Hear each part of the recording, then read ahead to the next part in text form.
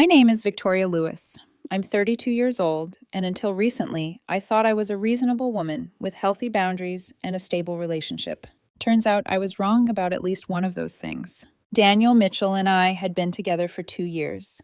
2 mostly good years. We didn't live together officially, but he practically stayed over every night.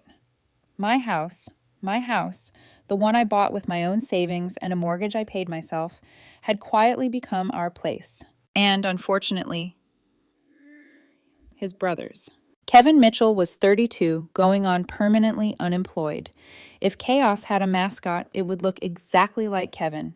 Empty chip bags trailing behind him, half-baked app ideas that required just one free coder and an uncanny ability to open any refrigerator within a 5-mile radius. Kevin didn't visit. He descended. He drank my good beer, ate leftovers I labeled for work lunches, used my fiber internet to lose money on online poker while explaining again how close he was to becoming a millionaire. Daniel, bless his heart, was a professional enabler. To him, Kevin wasn't irresponsible. He was finding himself. Not unemployed, creatively between ventures. Not broke, temporarily liquid challenged. I tolerated it because I loved Daniel, and because, for a while, Kevin was just background noise, like a mosquito in a dark room, annoying but manageable. Then came Tuesday. I walked in from work and found them both in my kitchen. Kevin was eating a sandwich made with the expensive deli turkey I had bought that morning. He waved at me, turkey in hand, like this was his housewarming party. Daniel stood there with that look, the look that meant a decision had already been made. "Guess what?" he said too brightly. I braced myself. Mom and Dad are finally kicking Kevin out. For half a second, I imagined peace. A future without unsolicited business advice from a man whose last job was a 3-week stint as a mall elf. "That's unexpected," I said carefully. "It's just for a couple of months," Daniel rushed on. He just needs somewhere to crash while he gets his new thing off the ground. His eyes drifted around my kitchen, my living room, my life. "He's going to be here more," he added, "mostly during the day, maybe some nights." Then he pulled a key from his pocket, a perfect copy of my house key. He handed it to Kevin. "Here," Daniel said. "Now you don't have to wait for us to be home." Then he turned to me, crossed his arms, and said the sentence that changed everything. "Get used to him being around." It wasn't a suggestion. Something clicked inside me. I smiled. "Okay," I said. And in that moment, the trap was set.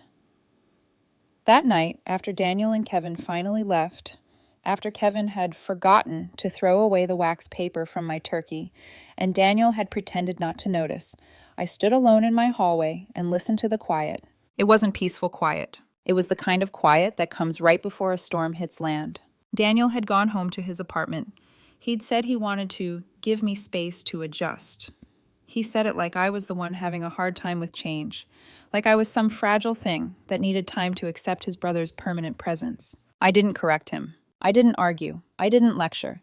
I didn't do the thing women are always expected to do, explain calmly why our boundaries deserve respect. I just walked into my bedroom, sat on the edge of the bed, and opened the security app on my phone. 3 weeks earlier, I'd had my entire house fitted with a professionally monitored system.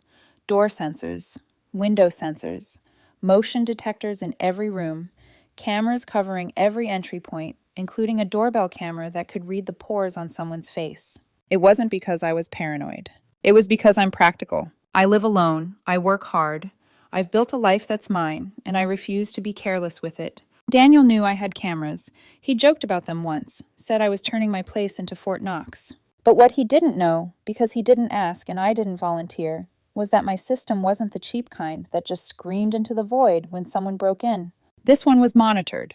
When it was armed and a sensor got triggered, it didn't simply blare a siren and hope the intruder got spooked. It sent a silent alert to a monitoring center, where a very serious person who had probably consumed too much caffeine would immediately call the police and report a break-in in progress. And there was another important detail. I hadn't added Daniel as an authorized user yet. I'd been planning to, eventually, when we were actually living together for real and not just orbiting each other in a half-shared life. And Kevin? Kevin was never going on that list. I stared at the app's authorized users page for a long moment, my thumb hovering over Add New. I could have changed everything right then. I could have added Daniel. I could have saved Kevin. Instead, I locked my phone. No. If Daniel wanted to make unilateral decisions about my home, he could live with the consequences of not being included in it. I went through the system slowly, methodically, like someone checking every window before a hurricane. Front door sensor, active. Back door sensor, active. Living room motion detector, active. Kitchen motion detector, active. Cameras, online. Then I checked my monitoring settings. Intrusion detected? Yes. Dispatch police immediately? Yes. The wording was cold, efficient, unemotional. Exactly how I felt. Then I set the master code, 6 digits that suddenly didn't feel like a code at all. It felt like a launch sequence. When I finally climbed into bed, my house was quiet again, but my mind wasn't. I could already picture Kevin letting himself in, the way he always did, like the world belonged to him by default. And I wondered, briefly, if Daniel would stop him.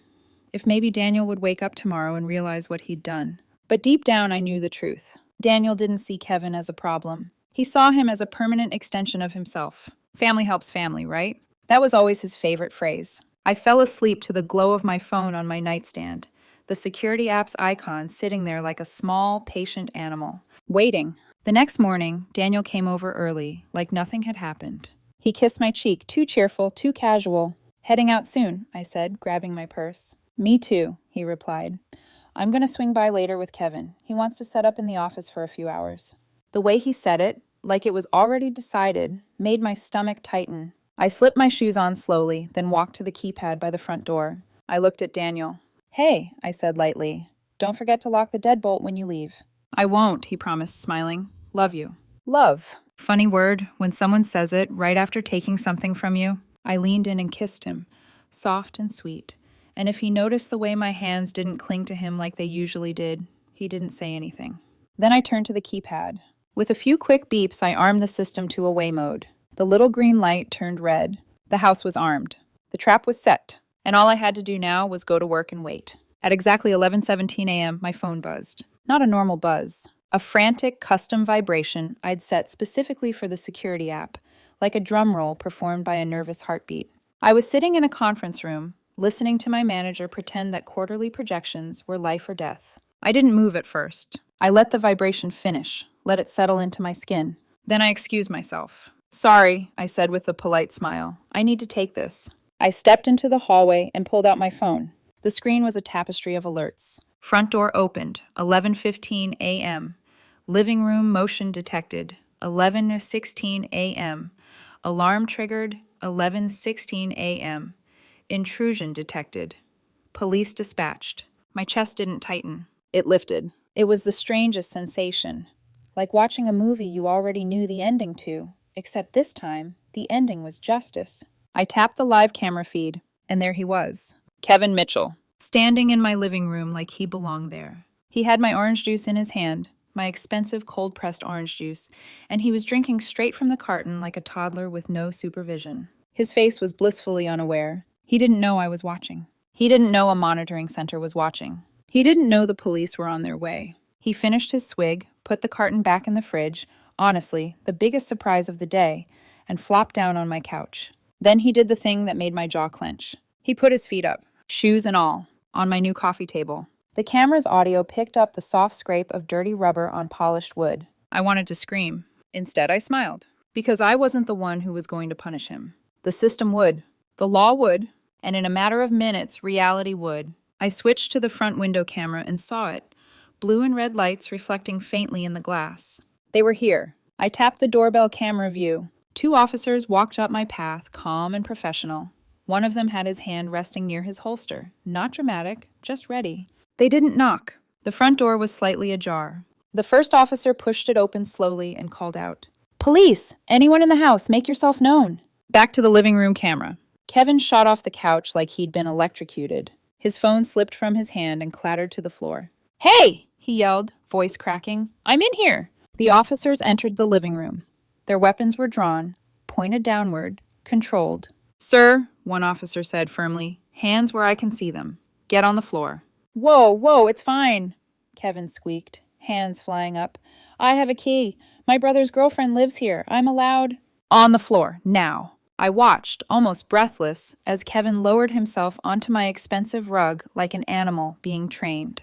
They cuffed him with practiced efficiency.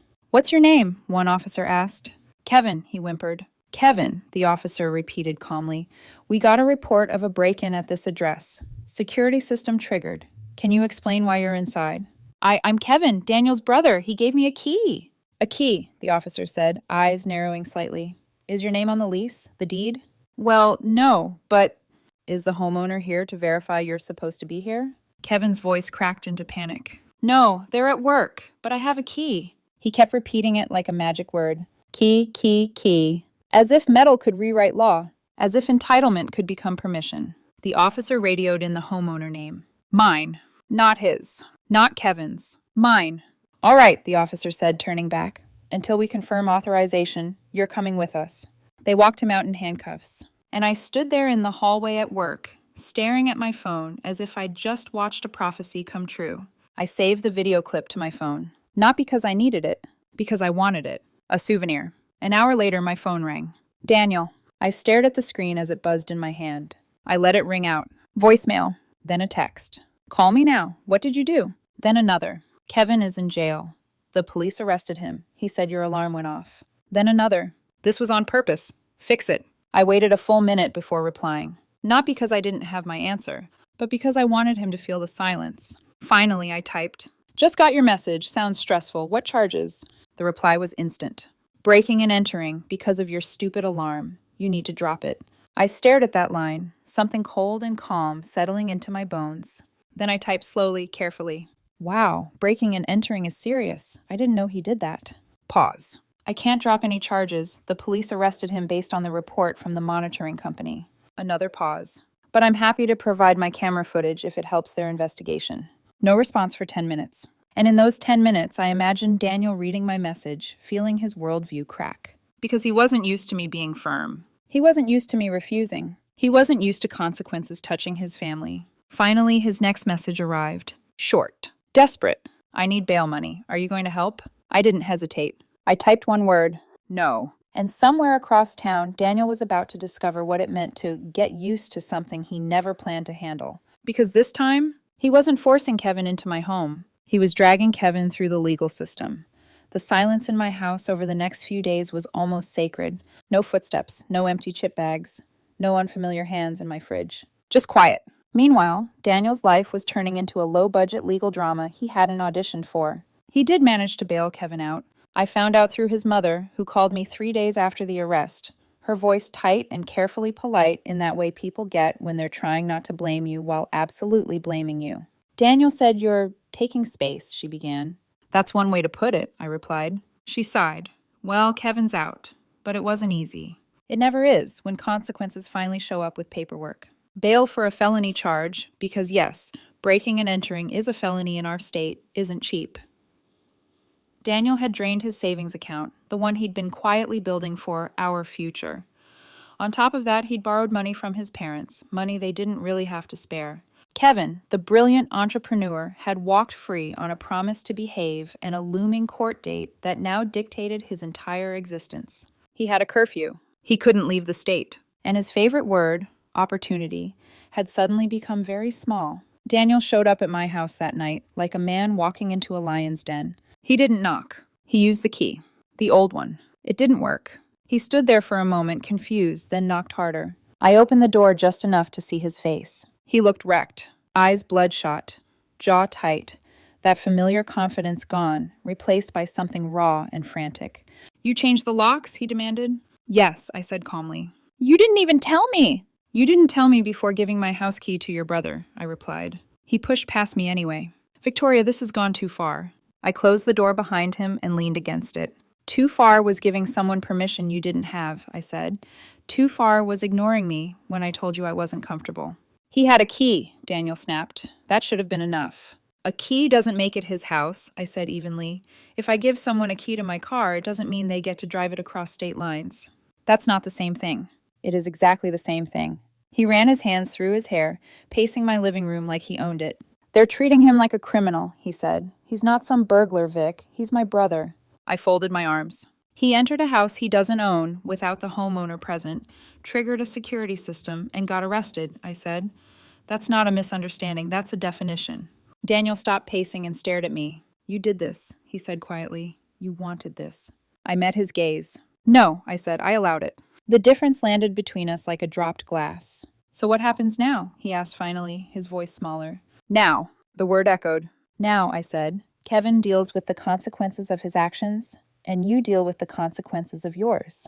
He opened his mouth to argue, then closed it again. Because for the first time since I'd known him, Daniel was out of leverage. His next idea came fast. Desperate ideas always do. The lawyer said there's a way to fix this, he said, leaning forward like he was offering me a gift. If you add Kevin to the authorized user list on your security system, give him a code, it'll show he had permission. They'll drop the charges. I stared at him. I actually laughed. It slipped out before I could stop it. Daniel, I said gently, that's like trying to get out of a speeding ticket by telling the cop you were planning to get your license next week. That's not fair. The crime already happened, I cut in. Giving him access now doesn't rewrite the past. So you won't do it? No. His face hardened. So you're just going to let him be ruined? I took a slow breath. No, I said. Kevin ruined Kevin. I'm just not cleaning it up. The next day, I did the opposite of what he asked. I called a locksmith. Every lock in my house was rekeyed by noon. The key Daniel had copied? Useless. Then I upgraded the security system. I added a dome camera to the center of my living room ceiling, a 360-degree lens that saw everything. It looked like the eye of a very judgmental god. And the final touch? Facial recognition. I uploaded a clear photo of Kevin. Now, anytime he stepped onto my property, my phone would immediately alert me. Known threat detected at front door. Kevin, meanwhile, was not handling his brush with reality well. The bail conditions crushed him. No late nights, no spontaneous trips, no networking retreats in Miami with crypto influencers and rented Lamborghinis. He was stuck in his parents' house, grounded at 32, with an ankle bracelet of accountability he'd never worn before. And naturally, he hated me for it. Daniel hated me too. Just quieter. About a week later, Daniel called. His tone was different. Sweet. Almost syrupy. Hey, he said. Kevin left some really important documents at your place. His prospectus for his new company. He needs them for a meeting with an investor. I almost admired the audacity. Oh, I said. That's unfortunate. Could he just swing by to grab them? Daniel continued. I'll be with him. 5 minutes. I knew the truth. Kevin had never brought anything more complex into my house than a half-finished Sudoku. This wasn't about documents. It was about establishing access. Given the legal situation, I said carefully, I'm not comfortable with that. Daniel's voice tightened. But he needs those papers. I want to help, I said. Tell me where they are, and I'll mail them to you. Silence. Well, Daniel said slowly, he doesn't really remember where he put them. Of course he didn't. Then let's do a video call, I offered brightly. You can direct me around the house on camera. It'll be like a scavenger hunt. The line went dead. He hung up. I stared at my phone, then laughed softly to myself. They were trapped. Every attempt to force their way back into my life only tightened the walls around them. They thought they could take over my space. They didn't realize my space came with round-the-clock monitoring and a direct line to people who don't negotiate. And the best part? The legal system doesn't care about family dynamics. It cares about facts. And facts were on my side. 4 months later, I found myself sitting on a hard wooden bench in a beige courtroom that smelled faintly of disinfectant and old paper. Kevin's day had arrived. I hadn't spoken to him once since the arrest. Not a word. Not a glance. He existed to me now only as a name that triggered alerts on my phone and a face stored in a database labeled Known Threat. Daniel sat 2 rows ahead of me. He looked smaller than I remembered. Not physically, emotionally. The certainty he used to carry like armor was gone. In its place was something fragile and exposed, like a man realizing too late that loyalty doesn't mean protection from reality. Kevin sat at the defense table between his lawyer and his mother. The lawyer looked expensive. Tailored suit, perfect haircut, the kind of man who spoke in smooth sentences and promised miracles for large sums of money. Apparently, Daniel's parents had spent a small fortune hiring him. The plan, I later learned, was simple. Blame me. Paint this whole thing as a family misunderstanding. Cast me as a vindictive ex-girlfriend abusing the legal system out of spite. It might have worked, if not for the footage. The district attorney stood when the judge entered. She was a no-nonsense woman with sharp eyes and a voice that suggested she had heard every excuse in the book and stopped believing most of them sometime in the late 90s. When she called me to the stand, I stood calmly. I didn't look at Kevin. I didn't look at Daniel. I looked at the judge. Ms. Lewis, the DA began, did you ever give the defendant, Kevin Mitchell, permission to be in your home alone? No, I said. Did you ever give him a key to your home? No. And on the morning of the incident, did you arm your security system when you left for work? Yes, I said, as I do every day. The defense lawyer stood. Ms. Lewis, he said smoothly, isn't it true that you were in a relationship with the defendant's brother at the time? Yes. And isn't it true that family members often have informal access to each other's homes? Not without permission, I replied. The judge raised an eyebrow. The lawyer tried again. You could have disarmed the system once you realized Kevin was there. I could have, I said, but I didn't realize he was there until the system alerted me, at which point the police had already been dispatched. The lawyer sat down. He had nowhere to go. Then came the moment. The DA turned to the judge. Your Honor, the prosecution would like to submit video evidence recorded by the homeowner's security system on the day of the incident. The lights dimmed, and the courtroom watched. Kevin opening my front door. Kevin drinking my juice. Kevin putting his dirty shoes on my coffee table. Kevin freezing in terror when the police entered. Kevin being handcuffed. No commentary. No embellishment. Just truth, in high definition. I didn't need to look at Kevin's face to know what it looked like. I could feel the humiliation radiating off him like heat. When the video ended, the room was silent. The judge leaned back in his chair. The expensive lawyer looked like he wanted to crawl under the table. There was nothing left to argue. Facts don't care about narratives. Kevin accepted a plea deal that afternoon. To avoid a felony conviction, he pled guilty to misdemeanor criminal trespass. 2 years of probation. A hefty fine. 200 hours of community service. My personal favorite part? Trash pickup along the highway. A fitting job for a man who treated my home like a landfill. Kevin now had a criminal record. A real one. The kind that follows you into background checks and job interviews. Should he ever accidentally decide he wants a real job? I watched Daniel from across the room as the judge read the sentence. He didn't look at me. He didn't look at his brother. He stared straight ahead, jaw clenched, as if refusing to process what loyalty had cost him. The final act came the next day. I was at home, folding laundry, when my phone buzzed. Front door camera, motion detected. I didn't need to check the feed to know who it was, but I did anyway. Daniel stood on my porch. No anger, no entitlement. Just tears. I didn't open the door. I tapped the two-way speaker. Yes, I said. Victoria, he said, voice shaking. Please, can we talk? I'm listening. I'm sorry, he said. I messed up. I should have listened. I didn't respect you. I didn't respect your home. Silence. I can change, he whispered. We can fix this. I leaned against the wall and closed my eyes. No, I said softly. We can't. Why not? Because trust doesn't come back just because someone finally understands what they lost. He started crying. Real crying. The kind that comes when consequences fully settle in. I loved you, he said. I loved who I thought you were, I replied. I took a breath. I've packed the rest of your things. They're in the garage. Your dad can pick them up this weekend. He nodded slowly, like he'd expected it. I understand, he said. I cut the audio. I watched him stand there for another minute. Then he turned and walked away. And there was nothing he could do to talk his way out of it. Daniel's father came that Saturday morning. He parked at the curb, engine idling, like he wasn't sure whether he was allowed to be there. I watched from the kitchen window as he walked up the driveway alone. No Daniel, no Kevin. Just a tired man carrying the weight of choices that weren't his. I opened the garage door without a word. The boxes were stacked neatly inside, Daniel's clothes, books, old electronics, the things that had slowly migrated into my life until I hadn't noticed where his ended and mine began. He loaded them quietly, didn't look at me, didn't ask for forgiveness or explanations. He didn't need to. When the last box was in the truck, he paused, one hand on the tailgate. I'm sorry, he said finally. His voice was rough. For all of it. I nodded once. Then he drove away. And just like that, the last physical trace of Daniel Mitchell left my property. The house felt different after that. Not empty. Clear. For the first time in months, I didn't feel like I was bracing myself for something. No sudden footsteps. No doors opening without warning.